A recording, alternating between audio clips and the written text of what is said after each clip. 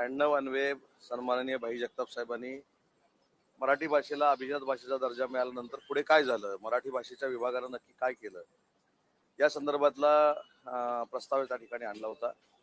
आणि मी सन्मानपूर्वक त्यांना सांगितलं की त्यांना जी माहिती कुणी जर दिली असेल तर ती फार चुकीची आहे.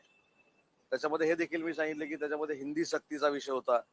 हिंदी सक्तीचा विषय महाराष्ट्र शासनानं कधी केला नव्हता आणि भविष्यामध्ये देखील करणार नाही, ही आमची भूमिका आहे, मुख्यमंत्र्यांची देखील भूमिका आहे आणि आमच्या शिवसेनेचे सर्व माननीय एकनाथ शिंदे साहेबांची देखील हीच भूमिका आहे.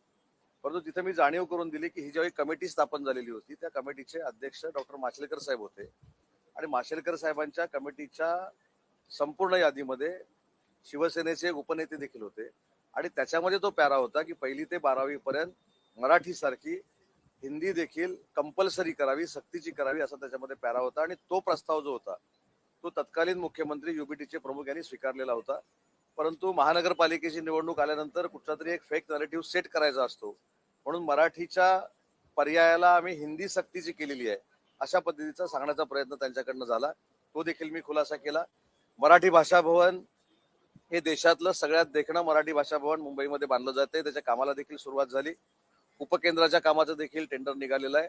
आजच योगायोग असा आहे की मराठी वैश्विक केंद्र छत्रपती शिवाजी महाराजांच्या नावानं जे लंडनमध्ये होत आहे त्याला देखील आम्ही ऑक्शनमध्ये 5 कोटी रुपये दिलेले आहेत. तिथं देखील तो कार्यक्रम होणार आहे. त्याच्यामुळे आपली मराठी ही 7 समुद्रापलीकडे जाऊन देखील लोकांना कळली पाहिजे, तिचं संवर्धन झालं पाहिजे.